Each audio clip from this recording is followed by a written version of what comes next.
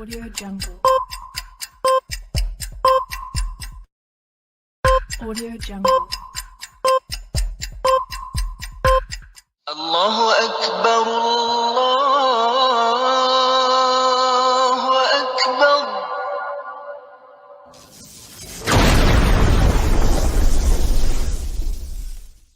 Welcome to Consider Islam.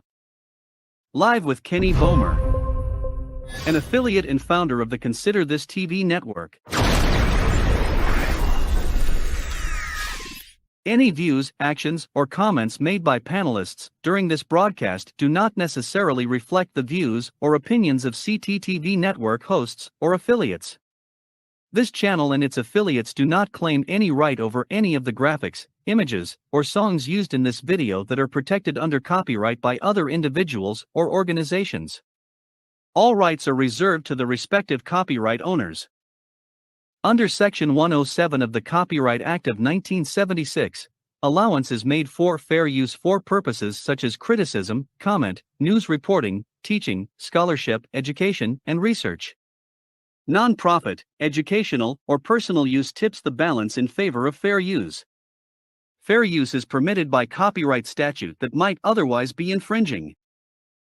The works on this channel are protected under the Digital Millennium Copyright Act, DMCA, of 1998, which amended the existing U.S. copyright law to address important parts of the relationship between copyright and the Internet. Now here is your host, Kenny Bomer.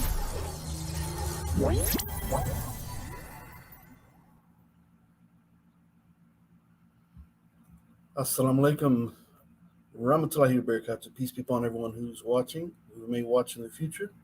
My name is Kenny Bomer. This is Consider Islam, and I do bear witness there's no God other than Allah, and I bear witness that Muhammad is his final servant and the seal of all prophets. Alhamdulillah Rabbil Alameen. I'm not sure if you can hear me. I'm not at home right now, so I don't have my normal system. I'm on the road, away from home, and so I'm using a different setup.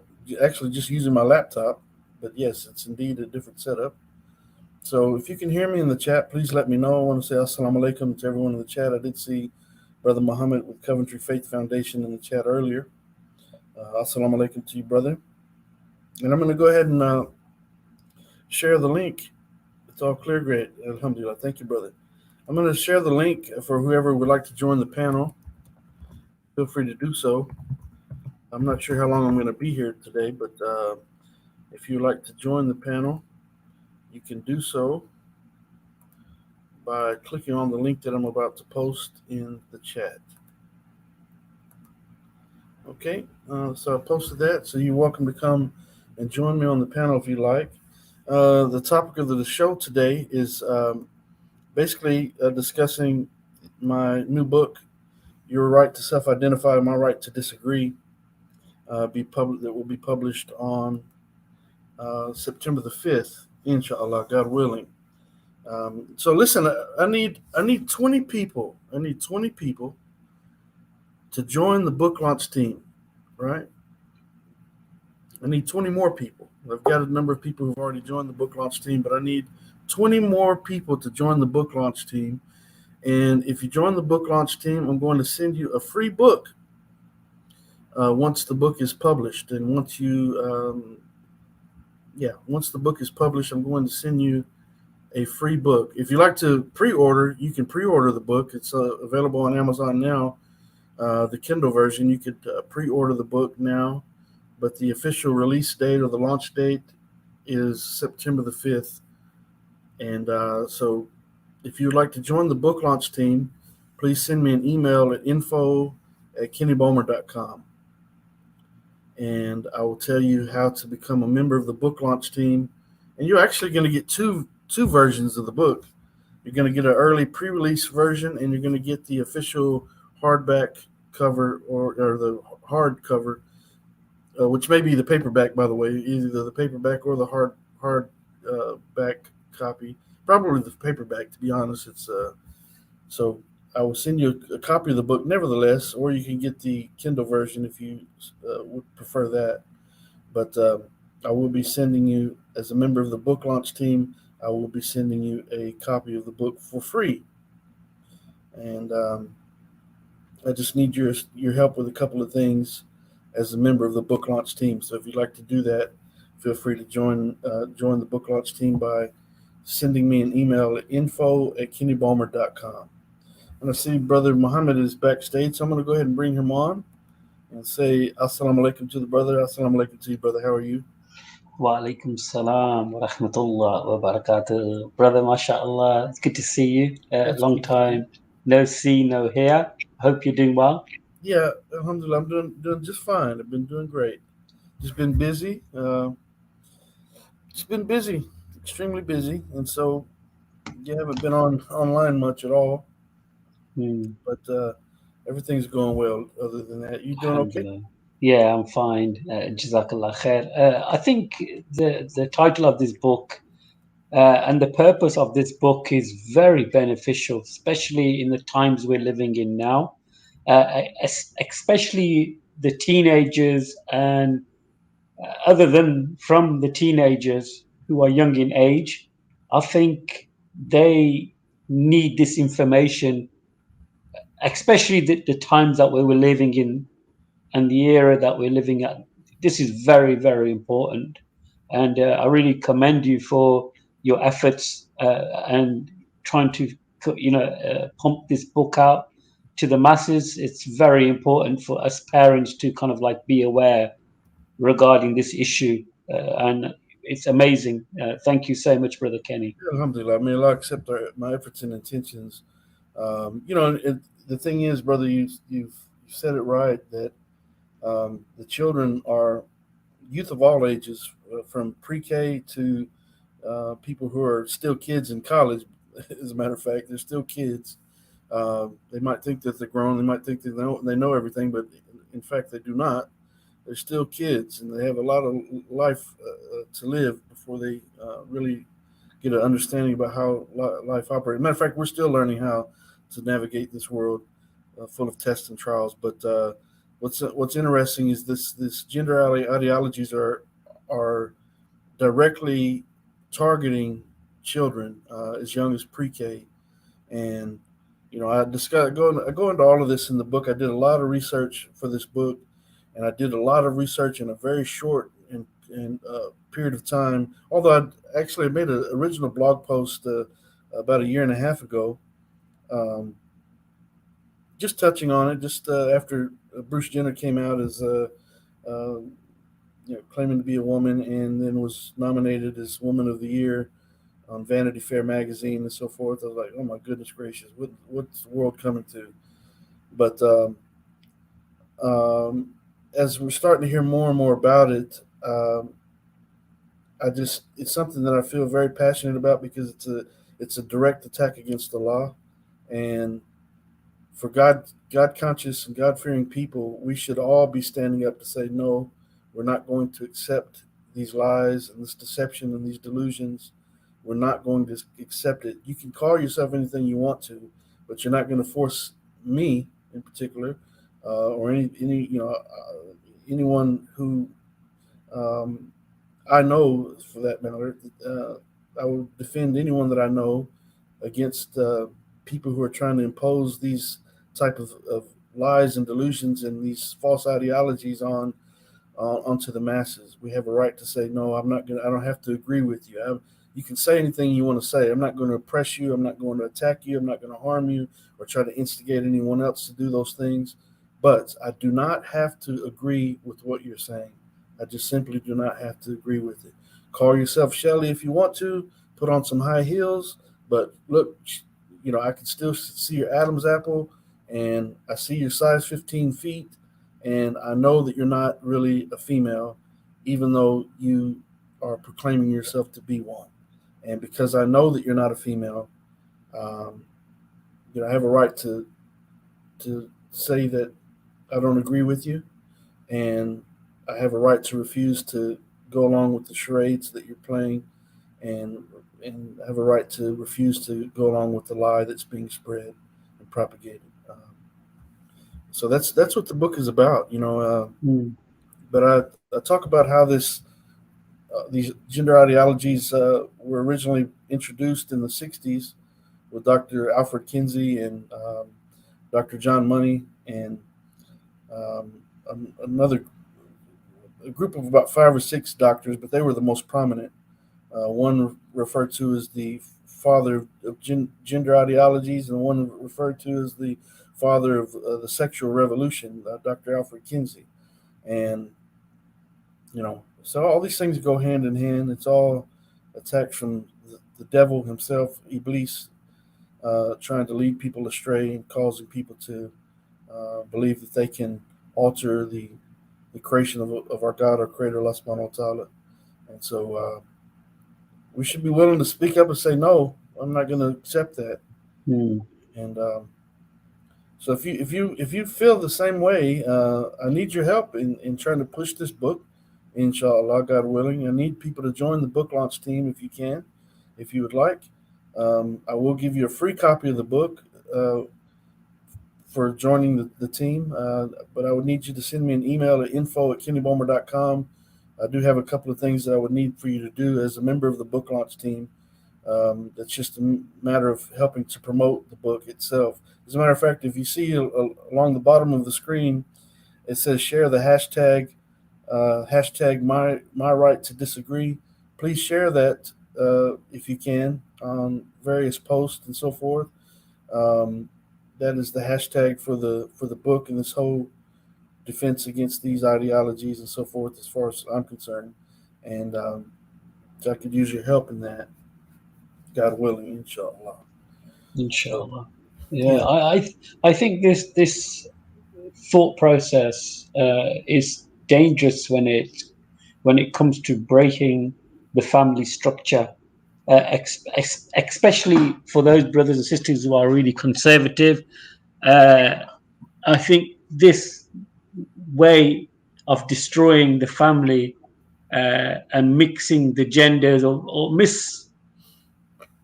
mislabeling the genders is very dangerous, and it has to be dealt with. And it's very rare that I actually see books in the market or in the stores who actually deal with this topic, because I think in the UK we are very conscious not to upset anybody.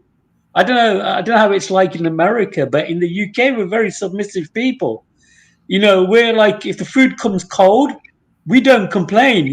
I'm sure in other countries, if the food comes cold and it's supposed to be warm, yeah, you call the waiter over and say, "Hey, look, listen, the food's not to my liking." But in the UK, we're kind of a bit more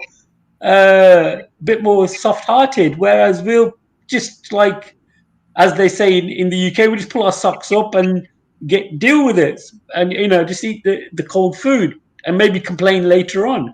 So I think this book, inshallah, will be much needed, and I definitely recommend the brothers and sisters to get onto the emails, contact Brother Kenny Bomer, and help him launch this book, because this book is for generations to come. It's not just for this year or next year. This is for generations to come. Brother Kenny, what's your thoughts on that? Yeah, that's certainly what it's all about. As far as I'm concerned, it's for generations to come, which is the whole reason why I wrote it for the sadaqah that's involved in that.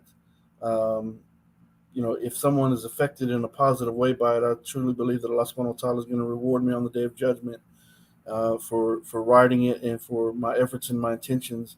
Whether or not it's a bestseller or it doesn't sell any books at all, it's still the intention behind it.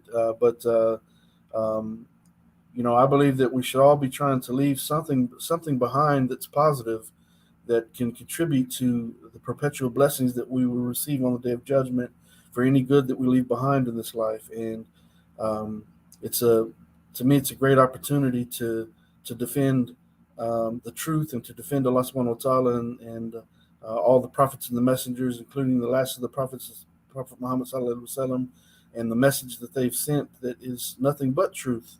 And so, as God-fearing and God-conscious people, I feel it's our obligation to stand up against this falsehood. Matter of fact, Allah tells us to fight truth, fight against the falsehood, speak truth against falsehood, and it's our obligation.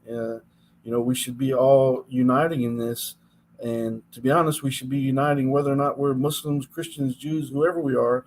If we're God conscious on any level, we should be saying, no, no, no, we're not going to have this. You're not going to try to redefine what the truth is and try to make what's wrong right, what's wrong, what's wrong right, and what's right wrong.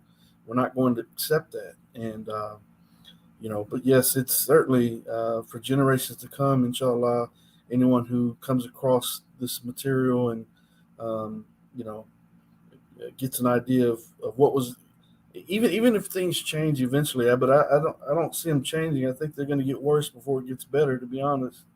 Um, because what's happening is people who do speak out against this in the age of cancel culture are being targeted, and you're being ridiculed and being called a hate monger and being called a bigot and being referred to as a transphobe and all these things, and for simply stating what biology says, for simply stating what the truth says.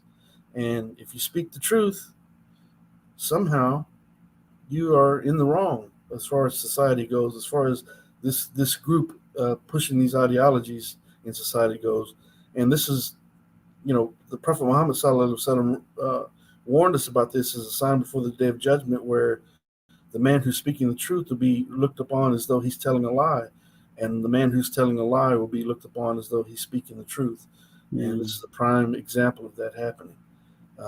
It's happening on a mass scale, where politicians are behind it, doctors are behind it, lawyers, companies, Walt Disney, all these people are getting behind this movement as though it's a good thing, as though,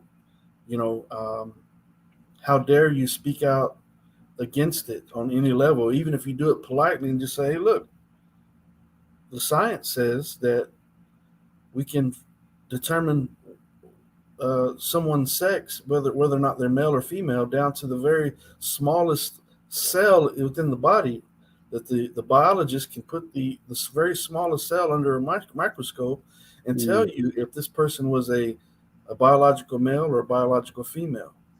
And what else is there? There's nothing else except for biological males and biological females. There's no in between. There's no third portion of that. There are what's referred to as intersex people, that are hermaphrodites and people who suffer from physical deformities that may be internal and may be external, but their actual genes themselves are clear, in that despite whether or not someone has a deformity internally or externally, their genes clearly define that they're either male or female. You cannot be both. It's impossible to be both. And that's what the science says. And doctors who speak out and say that, they're being targeted just the same. They're being pressured into supporting their patients with what's called gender affirming care. And if you try to redirect the patients, they call it conversion therapy. And they accuse you of accusing the doctors and whoever engages in it of engaging in conversion therapy, like you're trying to convert a biological male who's claiming that he's female, trying to convert him into accepting the idea that he's a biological male, that he actually is. So it's not conversion therapy, it's truth therapy. But if you speak on those levels, even doctors themselves are being attacked, and they're losing their jobs, and they're losing their practices. They're literally being forced by laws and so forth to support gender affirming care. And if they fail to do so, they become targets. And it's crazy. It's a very evil situation that we're living in. Very evil indeed.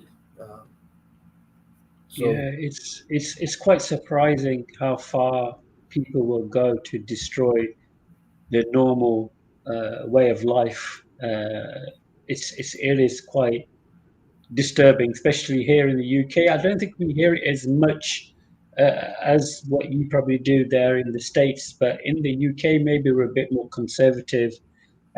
So this topic is still a bit sensitive, or they're waiting for another reaction before our government tries to push it a bit more. But I know our Prime Minister did speak against it regarding some of the athletes and stuff that he found it unfair. So and he got in trouble for that for coming out and saying that, and Yeah, it's quite surprising. yeah, it's crazy. I mean, even the politicians and so forth are are um, risking their careers and so forth in politics uh, if they speak out against it. So what do? In response, they play politics and they don't speak out against it. They either remain silent or they speak out in support of it. I don't know if you've seen recently that Macy Gray, um, if you know who Macy Gray is, a musical artist.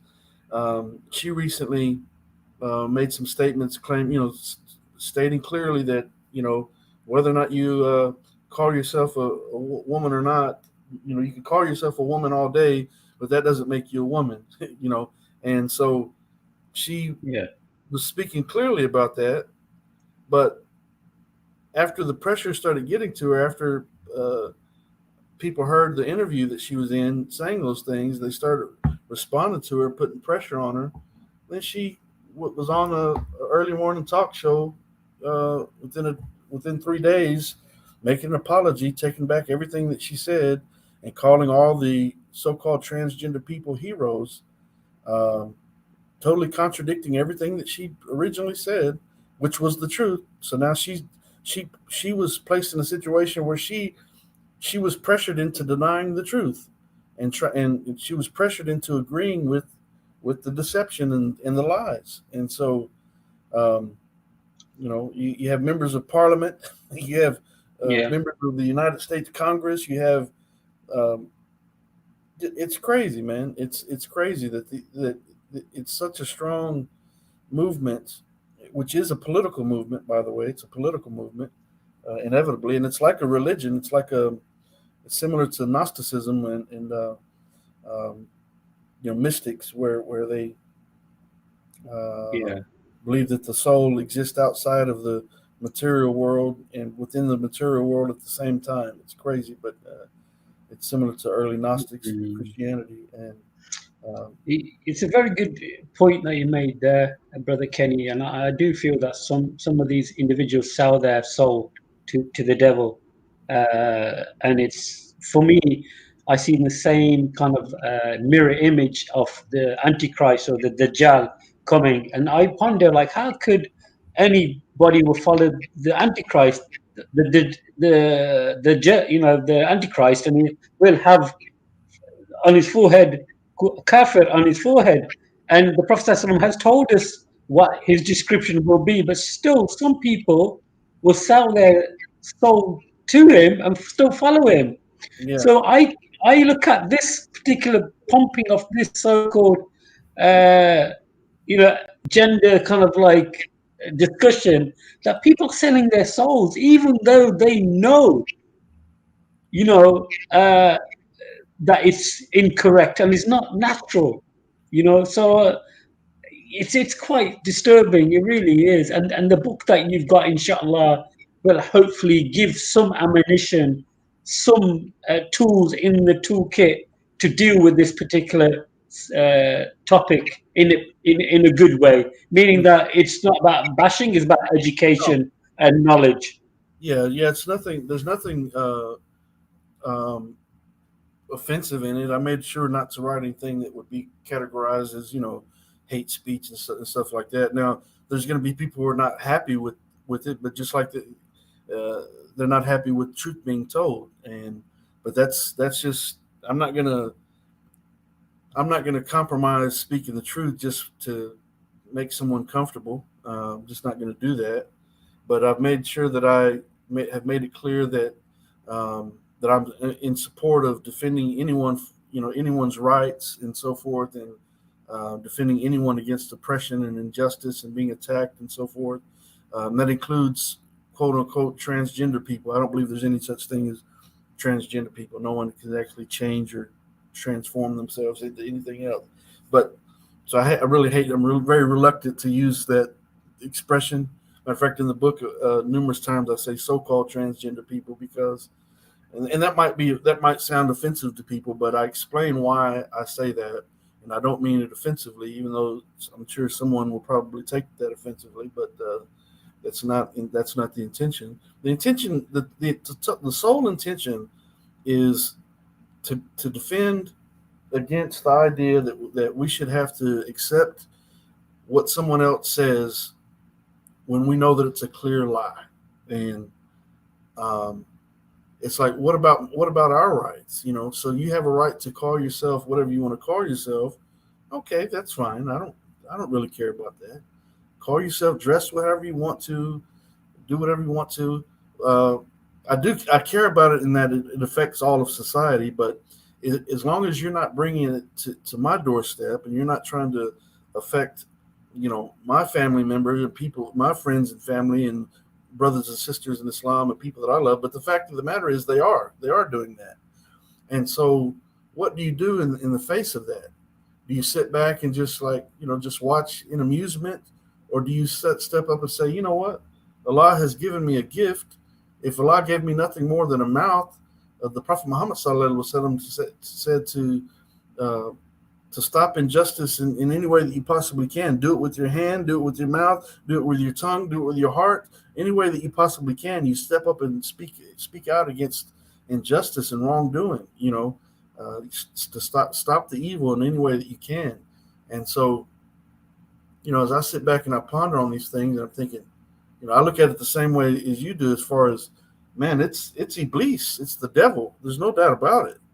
And it's like it's so prominent that people are selling their souls, and it's like the guitar player. You ever seen the guitar player who sells his soul to the devil because he wants to learn how to play the guitar real well, or he learns how to play the fiddle. There's a song called "Devil Went Down to Georgia" where the fiddle player battles the devil in a fiddle contest on a violin, right?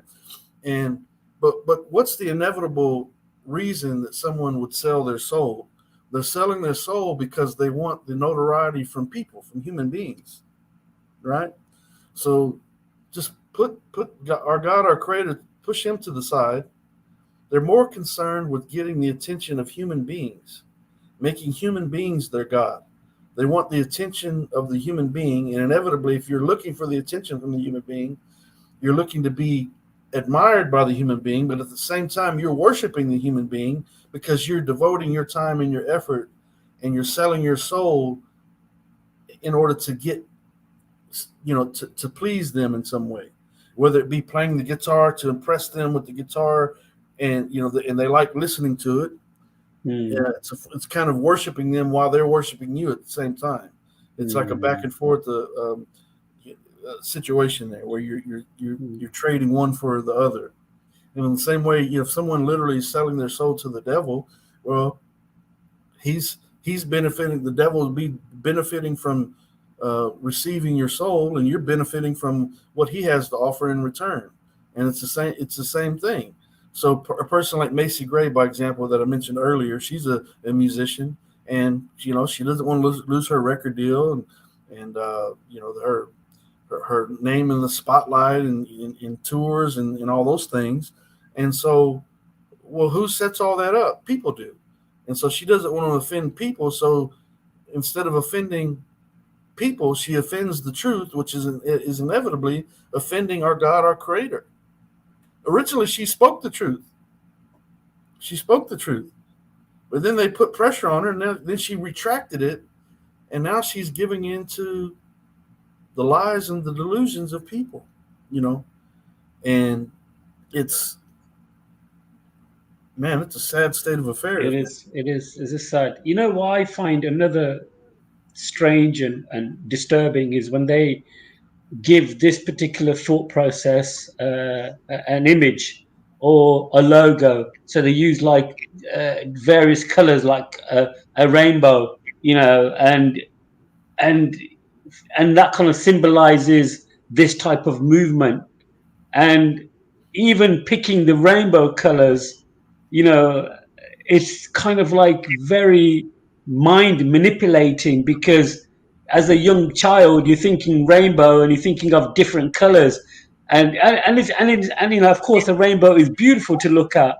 But now they're symbolizing the rainbow colors with this kind of thought process.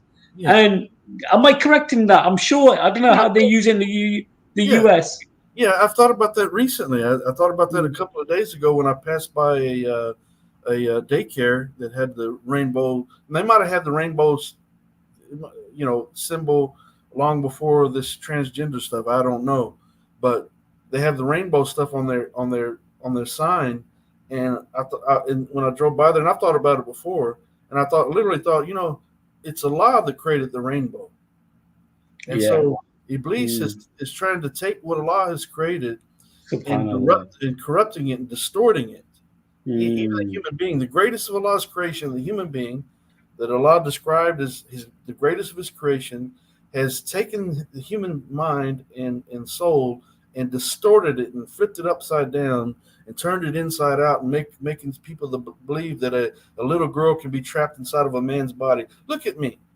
Imagine if I was saying, and there's guys that are far more bigger men than I am, and so or whatever, that much more burly or whatever however you want to describe it, who are saying that that they felt like their true self was a little girl trapped inside of that body. Imagine if I was saying that. Look at me, and if I'm saying that I'm really a little girl trapped inside of this body, and I just can't be comfortable in this body because I'm a female and I'm a girl or I'm a woman, and this is not really who I am. Who I really am is what's in my mind and what's in my thoughts, and that's what's important.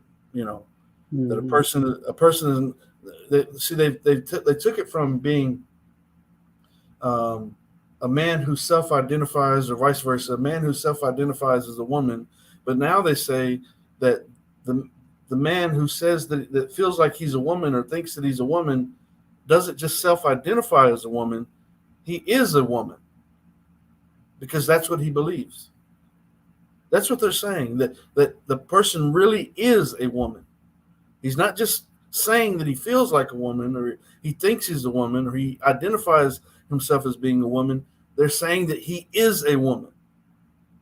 But wait a minute, no, he's not, because he'll never menstruate. He'll never have ovaries. He'll never give birth. He'll never, be able to breastfeed. No, he's not a woman. He is a man, a biological man through and through. His mind is distorted. His mind is corrupted, and the internet has been a huge part of that, and for many, many, many reasons. We could talk all night about it, but it's terrible, man. It's been so heavily on my mind. I mean, I used to day in day out listen to Muslim and Christian debates and so forth, and I still do periodically. Sometimes I just need a break from this transgender nonsense, but there's so much to it, and I feel like I need to equip myself even all the more, even though I've done extensive research. I feel like I've done a good job on this book. May Allah accept my efforts and my intentions, but I really concentrated on what's being said in this book, and the points that I wanted to make. I've spent put a lot of heart and effort and MashaAllah. time into it. Mm. The only one that really knows is Allah subhanahu wa ta'ala and my wife, because she's been there watching me day after day, getting these things together. I mean, even as later as this weekend, getting the ebook prepared and so forth. I still have so much I have to do, but the thing is, the point I'm trying to make is that I've been just constantly listening to stories about these transitioners. I've watched so many documentaries, reading books and articles, and listened to stories about detransitioners, people who transitioned and then they regretted it and wanted their body parts back, but no, it's too late and so forth. It's such a it's such a crazy situation. It's so intriguing to me, but it's intriguing because I feel determined and feel obligated to defend Allah, and not that Allah needs defending, but it's us defending the truth for the sake of Allah. Um, and we're inevitably we're tested by these things.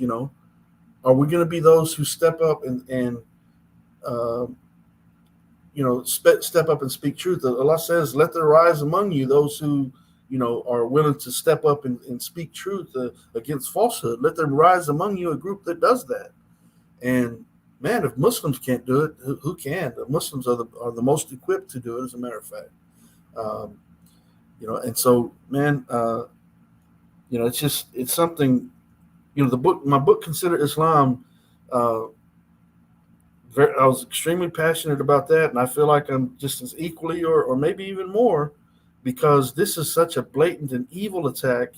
It's even worse than Islamophobia, to be honest. I mean, in some ways, because it's an attack against women, it's an attack against children, it's an attack against Allah, it's an attack against biology and truth, and it's crazy, man. And I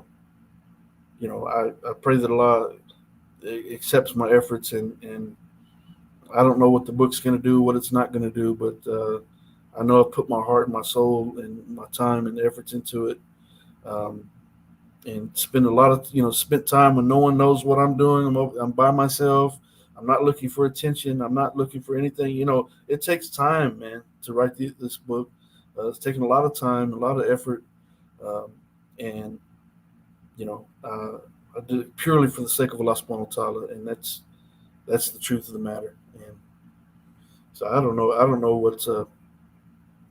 what's going to happen, but I certainly didn't do it to please human beings. I did it to help human beings for the sake of Allah, but I certainly didn't do it to get rich or try to do anything other than to defend Allah subhanahu wa ta'ala and defend the truth against falsehood.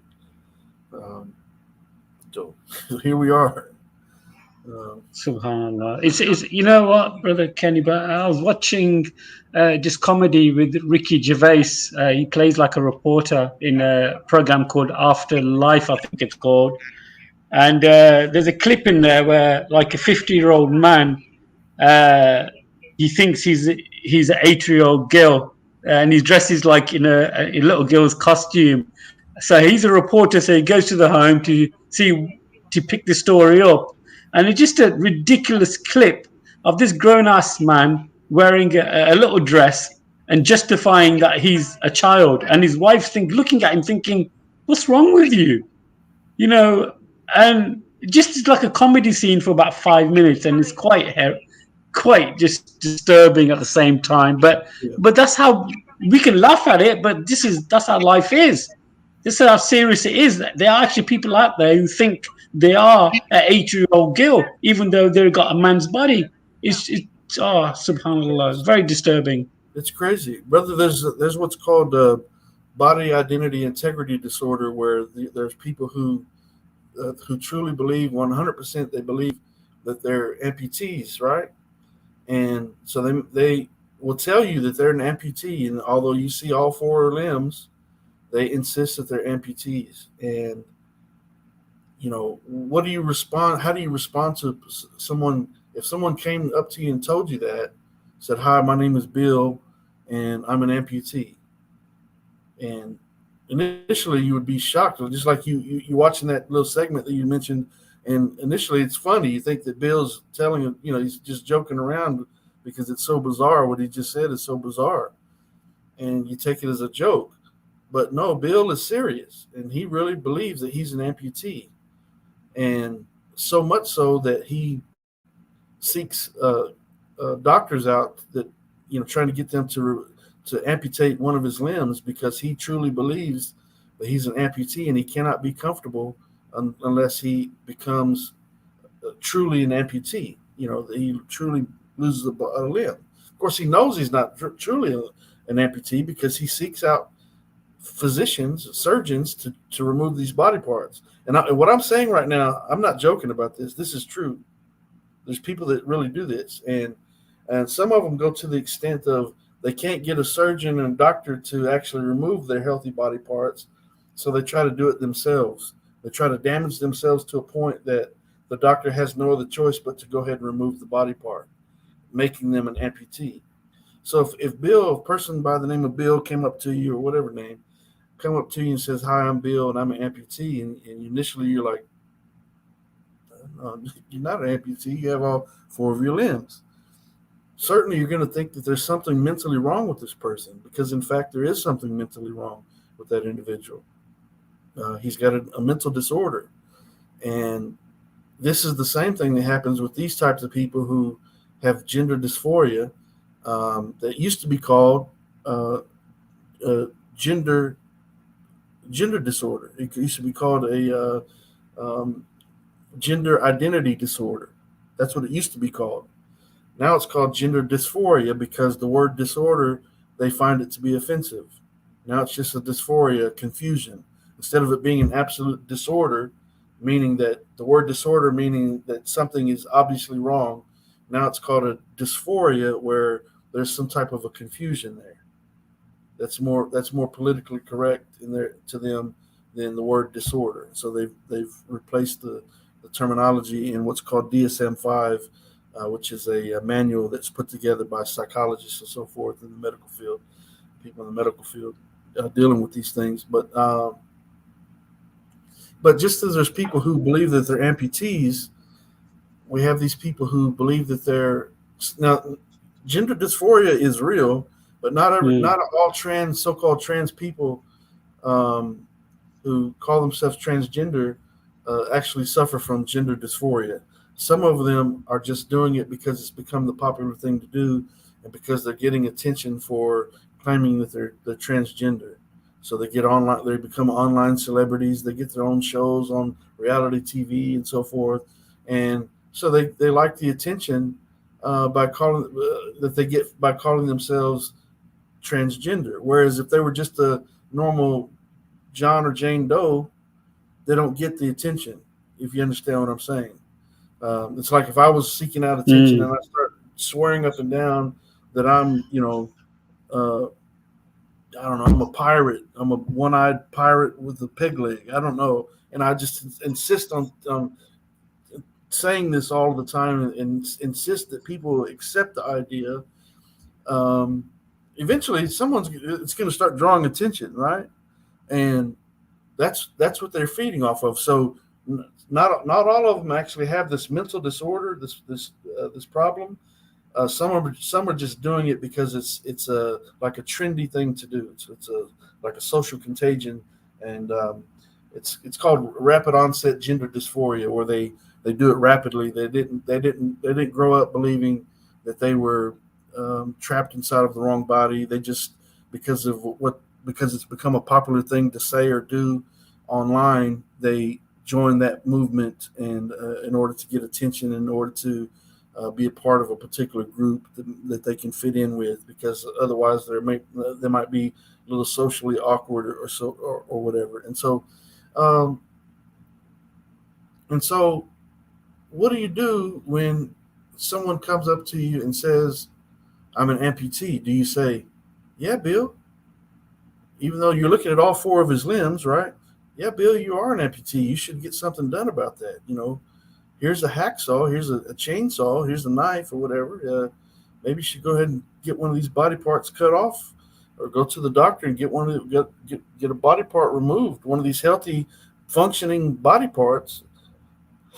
Go ahead and get it removed because you are an amputee." Of course you don't do that. You don't say that.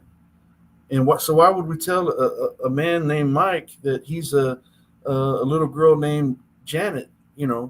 And if he's declaring that, and you certainly shouldn't agree with him, because you're not doing anything but damaging him. You're actually lying. And instead of, if you really you truly care about these people, you tell them the truth. "No, Mike, you're a biological male named Mike. You're not a little girl named Janet. I know you might feel that way, but you're actually not. But I'm gonna be your friend, and I'm gonna help you get the help that you need. Um, but the help that you need is not being put on estrogen and going to get your private parts cut off and getting um, silicone stuffed into your chest to become a woman that you'll never be, to resemble a woman that you'll never be. That's not the option. So you don't tell someone to go do those things. Um, just like you wouldn't tell, Bill that he's an amputee and he should go get his body parts cut off that are very healthy. So a lot of these people are they're damaging their own very healthy bodies to match what their mind is thinking instead of getting them help, mental help to deal with the reality of their body. Instead, we're dealing with the delusion of the mind and altering and changing and cutting up and chopping up the body in order to match the delusion of the mind. And that's just crazy. It's psychotic. And shame on people on the day of judgment. Allah subhanahu wa ta'ala is going to deal justly with the liars and the deceivers and those who seek to change the creation of Allah subhanahu wa ta'ala, just like he said they would in certain verses of the Quran. Alhamdulillah. Yeah, it is disturbing, subhanallah. But like you said, I actually think some people are looking for the attention. They got low self-esteem, and I think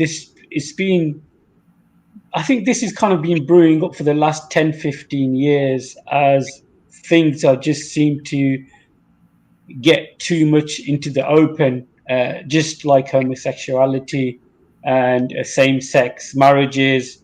This is just another step up now. I don't know if you can see the trend. No, yeah. It started off something as same-sex relationships. Then it got to they are able to get married, and some of the Christian organizations totally embraced it, saying that it's good to do that. And then from there, it's gone to the next level, and now it's come to this level. Yeah. What do you think is going to be a level above this? What Yeah. what if you really think about it, it can get quite dark and scary. It already is. It's already dark and scary, and that's why I said earlier. I think it's going to get worse before it gets better because when you start going down this type of a road where you're denying common sense and you're denying actual facts and what biology says and what science has been telling human beings for millennium, um, man, we're living in a very dark and evil time. Matter of fact, I describe it in the book as the most evil period of time that the human in human existence because I can't think of anything worse. I can't think. This wasn't happening in Sodom and Gomorrah. This is something that is so bizarre and so just crazy. I can't believe we're even talking. I mean, we're actually talking about, which is crazy. We're talking about human beings that believe that they are something totally opposite than what they actually are. You might as well be calling yourself a horse or a dog or a cat. Well, Yeah, the thing absolutely. is, brother, hey, listen, but they do. Mm. There's children in certain states, California, by example, that they self-identify as a cat, by example, and when the teacher asks them a question, they'll meow, and listen, yeah, yeah, purring,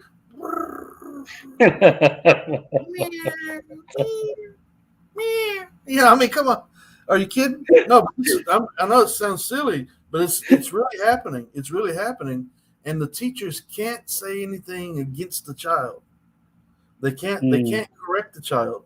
They have to accept what the child is claiming themselves to be, even if they claim themselves to be a dog or a cat or some type of an animal, and they're literally doing that. They're literally doing it. And the teachers can't say anything against it. Because if Mm. they do, what's the difference between a human being, a little boy, a biological boy, the only kind of boy that there is, a biological male, a male, who's claiming that he's a female? If you have to uh, through this gender affirming care, these gender ideologies, you have to accept him for what he claims to be. Otherwise, you're being politically incorrect and you're being abusive and you're oppressing him and doing an injustice. Then the same thing would apply to the little boy who's claiming to be a dog. And if he starts barking at you to answer the question of what's 2 + 2, and he barks 4 times to give you the answer, then you have to accept it as the teacher, because you can't. If you're going to do for one, you have to do for the other. By example, what doctors are going through right now, I talk about this in the book. Doctors are going through a situation where if they do a double mastectomy for a woman who's got breast cancer, they remove both of the breasts. If they do it for the breast cancer patient, they also have to do it for the so-called transgender woman who actually is a biological man claiming that he's a woman. Let me correct that. See, it's all confusing, right? So if they remove the breast of the breast cancer patient, they also have to remove the breast of the biological woman who claims that she's a man, just the same. Otherwise, you're committing an injustice against the so-called transgender man, who's actually a biological woman that has healthy breasts, that wants to get them chopped off, just like a cancer patient would want their breast to get chopped off for legitimate reasons. The doctor, that's the direction to go for the cancer patient. But they have to, through gender affirming care, it's a law, it's laws. They have to do it. They don't have a choice in the matter. If they choose not to do it, they can be sued for malpractice. They can lose their license. They could lose their practices. They could be locked up. They can be fined and sued, and that's what's going on. That is literally going on.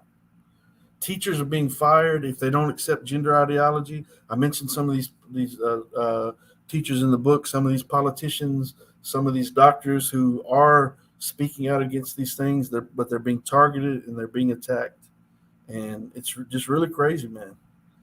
Let me read something just real quick. There's a chapter of the book, chapter 4, titled "The Genderbread Person." I'm just going to read a couple of paragraphs right quick.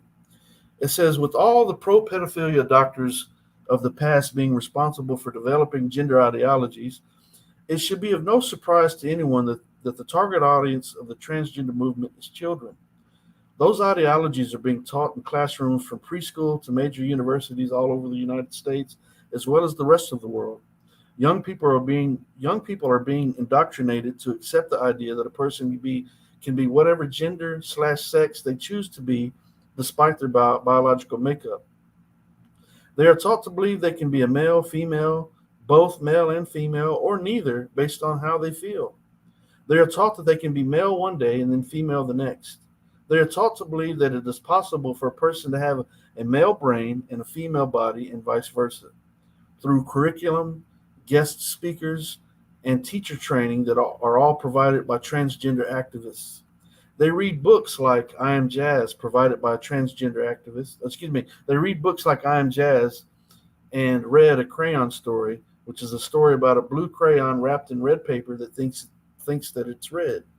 In most instances, this indoctrination is being done without the permission of parents who usually have no idea what's going on in the classroom.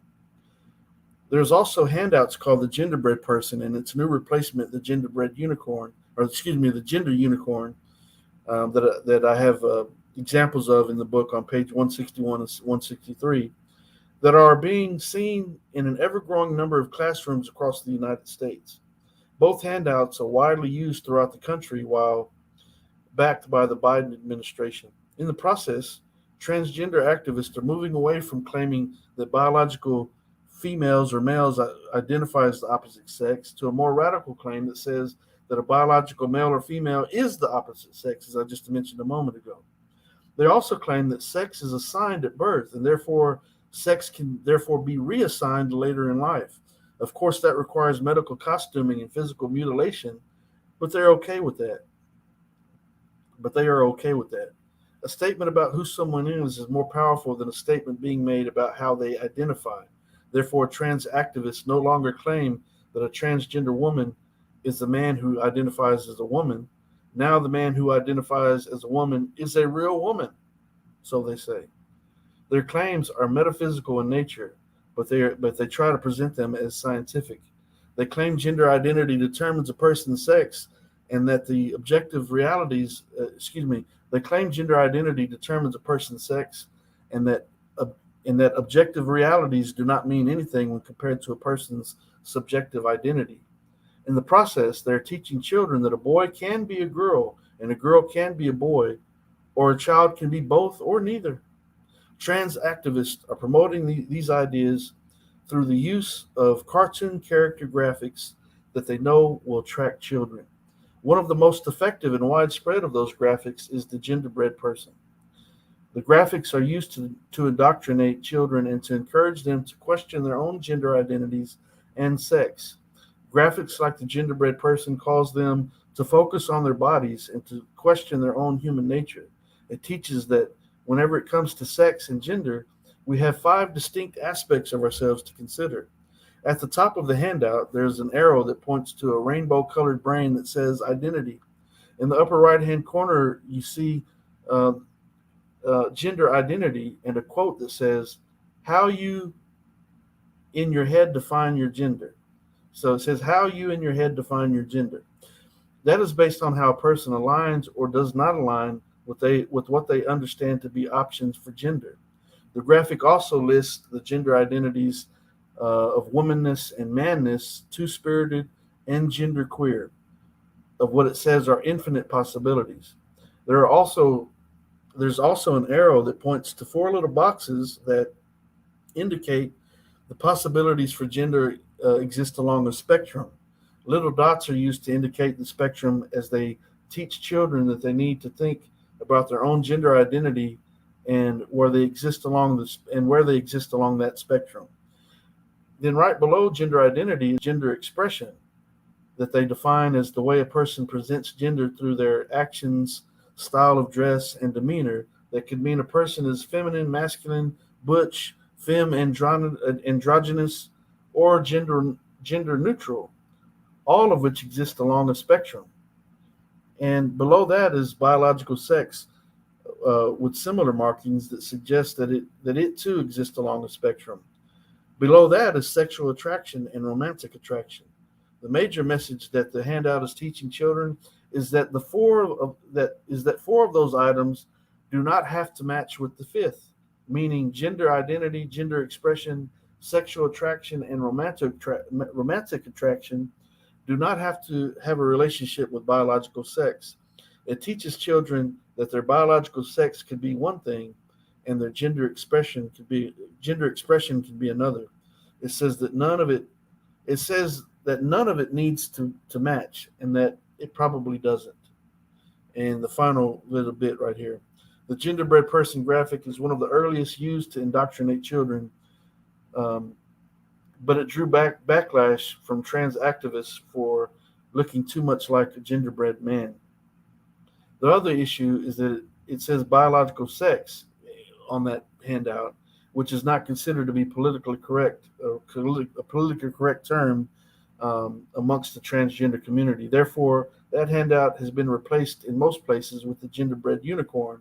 And on that handout, the phrase biological sex has been replaced with the phrase sex assigned at birth.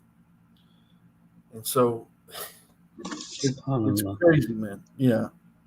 So I go on further in the chapter talking about these things. And it's crazy, man. It is quite disturbing. Like I said, here in the UK, there has been discussion regarding it, and our Prime Minister Boris Johnson, who I think he's been kind of kicked out recently due to some other issues, but he actually spoke against it, and then he did get criticised for speaking out against it. And then we had some scientists who are involved in sport, because we've got the Commonwealth Games coming up soon here in the UK, and we had some scientists. I think one was called Ross Tucker and another one called Joanne Harper. These 2 scientists were doing studies regarding transgender athletes and what advantages or disadvantages they have in competing. And it's still in its early stages, the tests and experiments, but they both are saying that yes, there are advantages and disadvantages for transgender people being put into different categories other than they especially from birth they're supposed to be in one particular category. It's quite confusing, to be honest. They are born a male, but now they say they want to be a female. So what they're trying to do is, the scientist is trying to figure out how much chemicals they have in their body to see which side of the fence they're on. The individual is on. It's absolutely crazy because if they've got one particular chemical which is more, then they can't be put into a female category. And is or if they've got less of that chemical, they have to be put into the female category. If they've got too much of that particular chemical, they have to be put in the male. It's just totally absolutely ridiculous. It really is. Insanity, man. You know, and we had some questions in the chat, Brother Kenny. I don't know if you saw the chat. No, I haven't been looking. Yes, the book. I see the brother Rashid Ibn Kamal Ibn Arab. Okay. Assalamu alaikum to you. Yes, the book will be a physical copy. Yes, as a matter of fact, you can get a physical copy, a free physical copy of the book, if you become a member of the book launch team. If you'd like to become a member of the book launch team, send me an email at info@kennybomer.com. I'm going to put it up here in a second. Send me an email. Bear with me one second.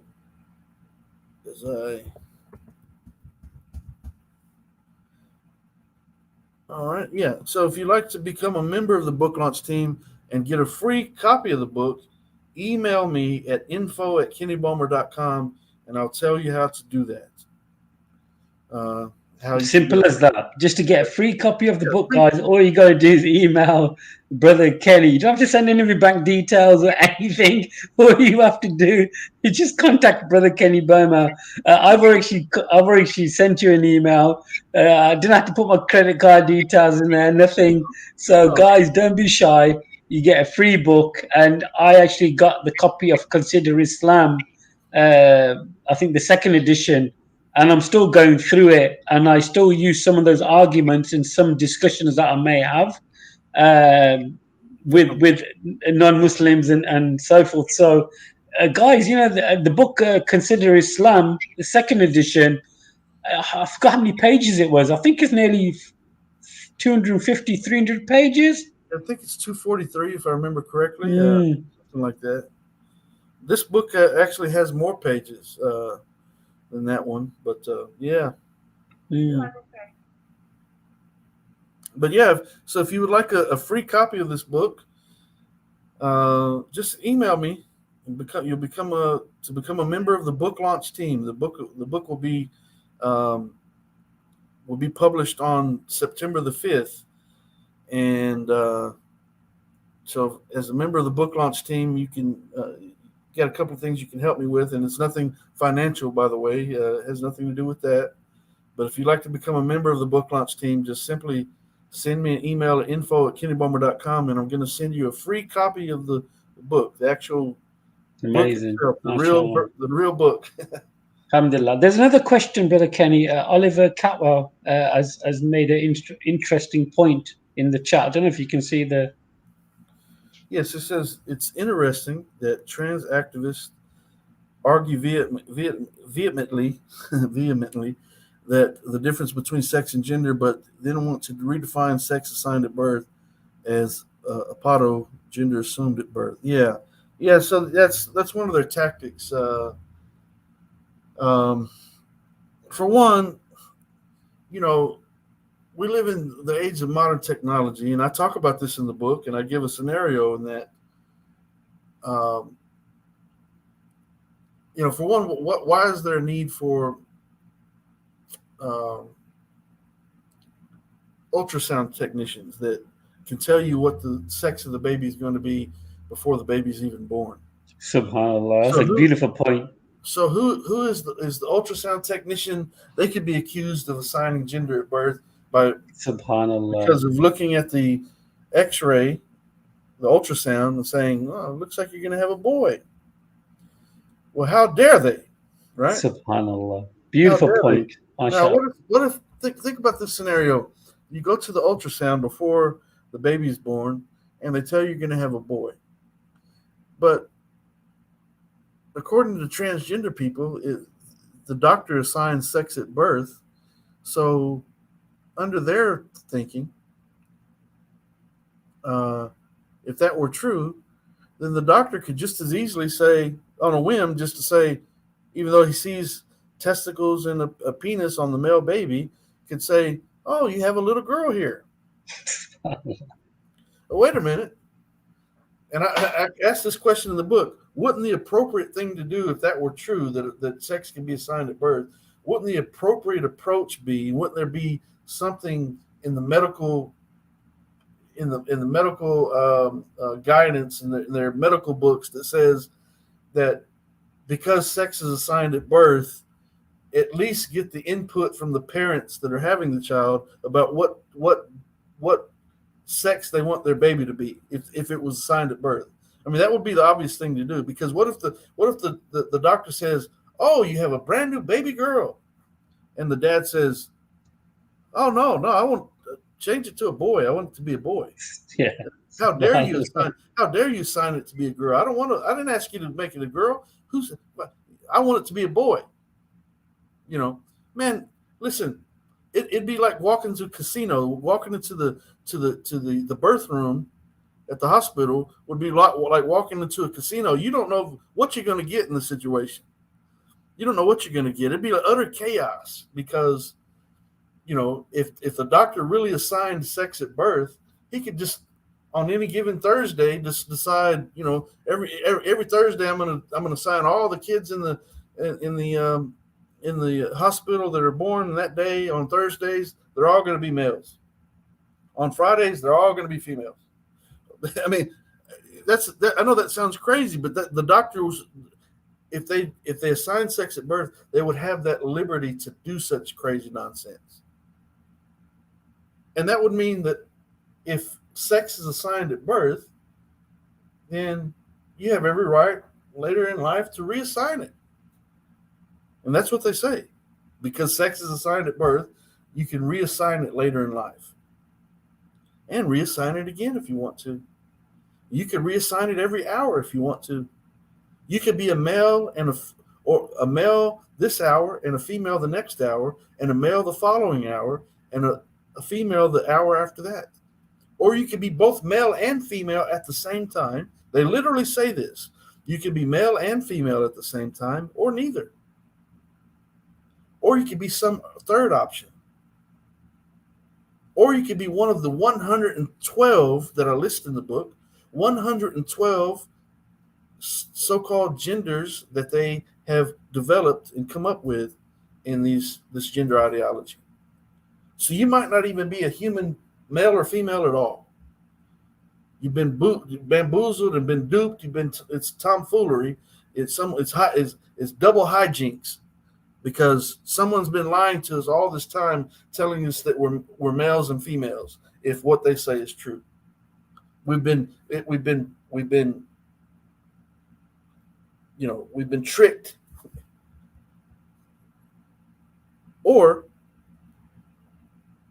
what they're saying is utter nonsense. I mean, and obviously that's the case.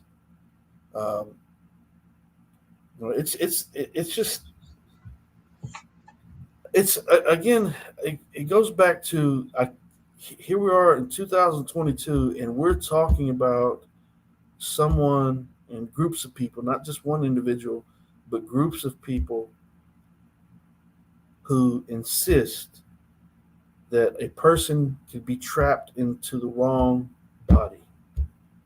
we're actually talking about these things, and we're talking about You know what it reminds me of, it's Brother real. Kenny? You know what it reminds me of, Brother Kenny? It reminds me of when they say Jesus was man and God at the same time. This is what it. Yeah, Sorry, bro. it falls along that line because It's it's just, like, come on, do you see what you're saying here? It's a it's it's just utter insanity. You're making yourself believe these things. mm, And praise be to Allah, I believe that there's going to be a lot of people, inshallah, that because of sure. it, they're going to think about those things and be like, you know what? Because people already naturally like, how can a father be his own son and a son be his own father? They already, how could so Jesus is God, but he's also the Son of God at the same time. How does this work? Mm. This doesn't make sense. Yeah, And Jesus so, is the Father. Jesus is the Father, and it's just so confusing and disturbing that you can basically take your thought process out your mind, put it in a box, and just bury it, and just live your life with with an empty skull, and you can just like a zombie just walk around and accept everything without even questioning it. And it's very disturbing. What is, like you just made a beautiful point there. The next level is going to be the father is going to say to the son, you know what? I want to be the son today. Why don't you be the father? Why do you go to mummy's room and I'll sleep in your room and you can be dad and I'll be you? You yeah, got, what's the next what's the next step? I Auzu billah. self-identify as my own dad. So I'm dad now. You know, I self-identify as a 15-year-old freshman in high school. I mean, I want to go to high school. 15-year-olds are supposed to go to school. I mean, think about it.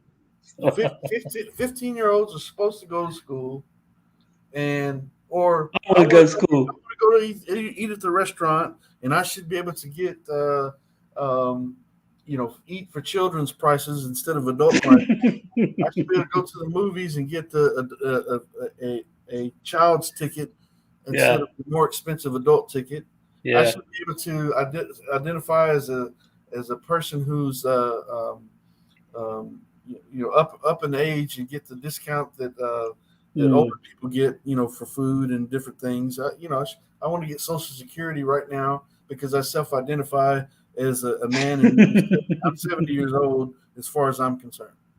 I mean, what? Subhanallah. I mean, really? I mean, is there any end to it? If you start opening this door, this means that the human being has now become their own God. Each individual has now Subhanallah. you So become true. your own God. Yeah, I mean, really, because now So you true. you decide what your reality is, Mm. which defies actual reality. Now you decide your own reality, and it doesn't matter if people agree or not, because we're going to put pressure on them to accept everyone. It's all inclusive. Accept everyone for who they say they are and who they feel they are, because who they say and feel they are is who they actually are. That's what they're telling us. Imagine, imagine today. I actually think I'm a millionaire. So I'm going to go to the car dealership, to the Mercedes car dealership, say I'm a millionaire. I'm not really a millionaire, but today I'm a millionaire. Yeah, But I want that car off the showroom. And yeah. people are like, what are you on about? What? Well, yeah. Where you? Yeah, the thing It's is, just that you would be no more able to prove that you were a millionaire than the man who is claiming that Subhanallah. he's a woman trapped in a man's body is able to Mm, prove that he's a female. Because I mean, mm, the obvious question is, okay, so you're a female trapped inside this body that I'm looking at right here with this Adam's apple and all this mm. facial hair that I can see, that I see the razor stubble, and I see you've got a size 15 or 16 foot here, and look how big your hands are. So okay, so you're a female. Okay, so how about you prove it? Prove you're a female. Subhanallah. Can you? Subhanallah. Well, yeah, because that's how I feel. Mm. That's how I see myself. That's your proof? Subhanallah. There. Well, prove that you're a millionaire. Subhanallah. You can't prove it because you're Yeah. never going to be able to produce the evidence that proves that you're a millionaire because you don't have the money in the bank. You just don't have it. Mm. So I'm gonna stop training now because I think I've already got a six pack. I'm already 7 foot whatever. I'm built with pure muscle now. You know you're a what? champion. You're a champion Yeah, of the world. I'm the world champion. Yeah, what's the point? Yeah, yeah, great. You got all Uh, the titles. You unified all the titles. You whooped everyone on earth. You whooped Mike Tyson. I mean, come on. I mean, it's Subhan, billah. It's just so that's crazy, what I would brother ask them. Kenny. Okay, so hmm, okay, nice to meet you. My name's Kenny, and I'm actually a man. And okay, Shelly, so you're you're you're a female. Okay. Well, Shelly, can you prove it? How would you how, I'm wearing a skirt and I'm wearing some high heels. What more proof do you need, brother Kenny? well, the thing is, well, yeah, well, that looks like a costume to me. Anyone could don a costume. I could put on a police officer's outfit. That doesn't make me that doesn't make me a police officer. Matter of fact, I can get arrested if I do that because I'm Yeah, impersonating a police officer. please, yeah, You know, true. I could you know put on a soldier's Subhanallah. outfit and Mm. pretend I'm in the army, but I'm actually not. I'm not in the army. So you've donned a costume and nothing more. I mean, it's so, Absolutely. so because you put on lipstick, uh, you, you you know you're Kim Kardashian. Mm. You're a Kardashian. No, you're not. You're just a man with some lipstick on. And Subhanallah. Man. but the thing is the most basic of questions. I mean, seriously, if someone come up and said, "Hi, I'm Shelly," and you can tell, "Hi, I'm Shelly," you know, trying to soften his voice up as much as you can to make himself appear as Shelly. But you just Subhanallah. simply say, "Okay, Shelly, uh, prove to me that you're a woman." Can you? You can't. Your words aren't reality. Your feelings aren't reality. The way a person feels has nothing to do with reality. Feelings are how people respond to um, to realities that they're dealing with, right? I mean, you feel sad because something that happened that made you feel sad, but you know, just because one person feels sad, and equate this, and I kind of mentioned this in the book as well. Just because someone feels a particular way doesn't mean you have to feel the same way that they do. So someone can feel like it's the end of the world, like there's no other options out there for whatever dilemma they're facing. But you don't have to feel the same way. You have a right to say, no, I believe that we're going to make it out of this situation, and I'm not going to give up. Whereas this other person feels like giving up, or a person might feel that they're 10 foot tall. I feel like I'm 10 foot tall. Well, you're not 10 foot tall, and you're not going to make me feel like you're 10 foot tall. And I don't know what it feels Subhanallah. like to be 10 foot tall because I'm not 10 foot tall. I don't know what that's like.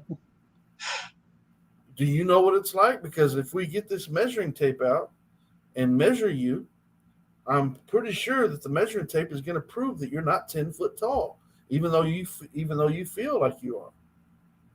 So your feeling is not a reality, and that goes you know that goes for any and everything. Your feeling is not a reality. It's just a response to the realities that we deal with. And but those feelings can be deceptive. You know, um, the way a person feels is not always in line with truth. Yeah, I think Oliver just made another point here. As a doctor, I fear that if I can't ask a person's sex, then I will neglect sex-specific screening examinations and medical tests. Yeah. That's quite interesting. Well, the fact of the matter is that these so-called transgender people, when they to get the proper medical care, they have to say what their biological sex is, and because the way you treat you can't treat males and females with the same treatments in many instances, because the bodies are different, they respond differently, and so they are forced to, if they want the proper medical care that's in line with what their reality actually is, their biology, then they have to tell what their biological sex is. And that within itself should be testimony enough. Let's look at the evidence. Let's take it to the court of logic and reason. And what does the court of logic and reason, what's the evidence that's being produced there? The evidence being produced there is that you can't get this particular medication because, as a man, not the woman that you're pretending to be, as a man, you have to take this medication as opposed to that medication that women would take. Not males and women, males and females can't always be, they can't be treated medically the same way. That's a fact. Maybe in some instances, we can all take aspirin and stuff like that. But when it comes down to certain diseases and treatments and so forth, the intervention, the medical treatment is different between males and females. That's just the reality. So I do think, Brother Kenny, that the scientists will actually play a big part in this, and they will decide and advise the government and people of authority to deal with this in a particular way. Until then, this problem will just continue to gain. Unfortunately, it will gain more strength from some elements, and it is disturbing. But maybe, inshallah, the tide would turn, and people will kind of really think about. The population have to step in and think enough's enough now, but will they? I don't know. But it's a difficult one, Brother Kenny, because it depends what's happening on the news right now. If there wasn't too much of this financial worries for the population, I think this will be more discussed in the news outlets and more in the public's eye. The fact that we are now kind of distracted with what's happening around the world, this is kind of being put, maybe it's being brushed under the carpet, but I still think it's being pumped, but it's hidden kind of slowly pumped into the pipes, slowly. I don't know, how do you feel about that? Because in the UK is a lot different than in the US. How things are done here in the UK with politics and stuff. We are more kind of like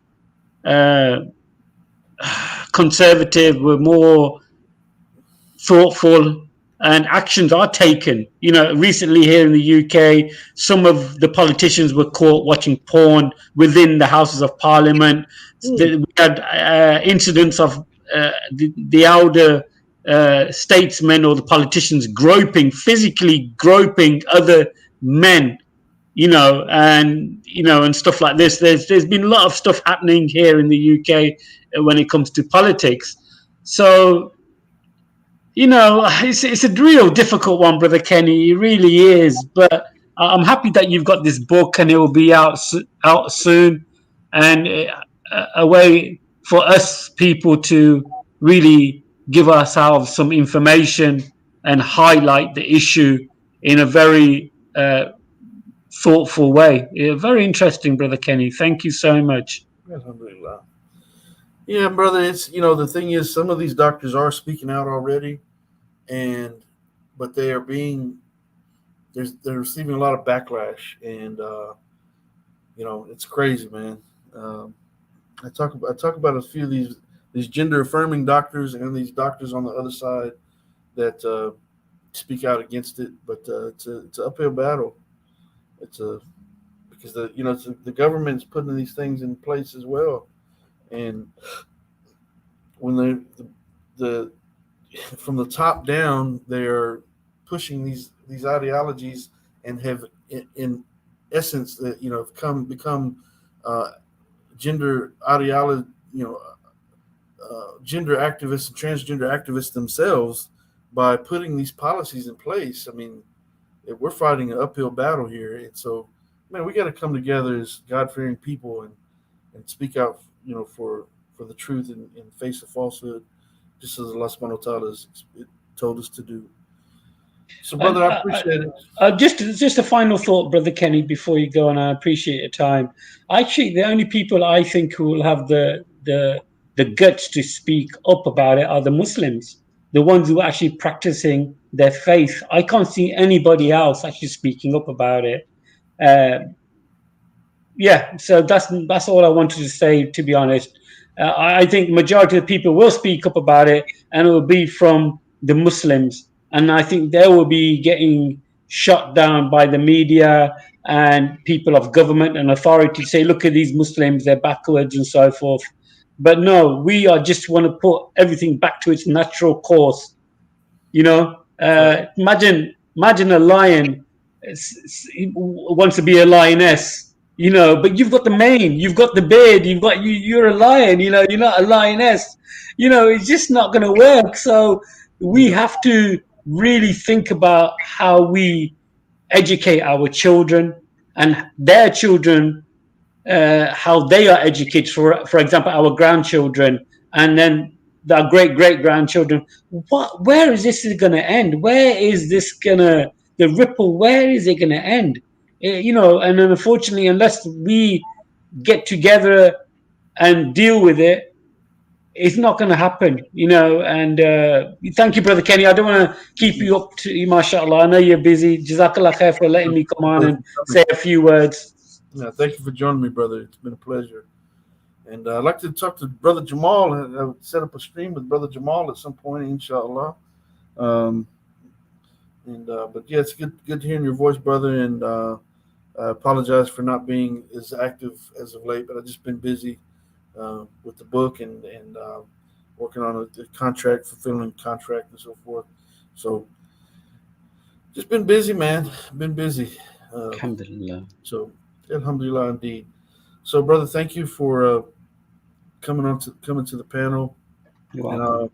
close again by saying, if you'd like to become a member of the book launch team, you could do so by emailing me. It's just real simple. Just send me an email. Say, I want to be a member of the book launch team. And send me an email at info@kennybomer.com, and I'll make you a member of the book launch team. And I'll send you some information about how to get a free copy of the book. And we got other books coming. Look at these books. Inshallah, these books will be, if you see the first two already, the first edition and second edition of Consider Islam, but You Might Be an Islamophobe If is on the way, and the book Everything is a Test will be coming eventually as well, inshallah. I've already started writing both of those books. I actually put You Might Be an Islamophobe If on hold to be able to get this book, Your Right to Self-Identify, My Right to Disagree, get it published, inshallah.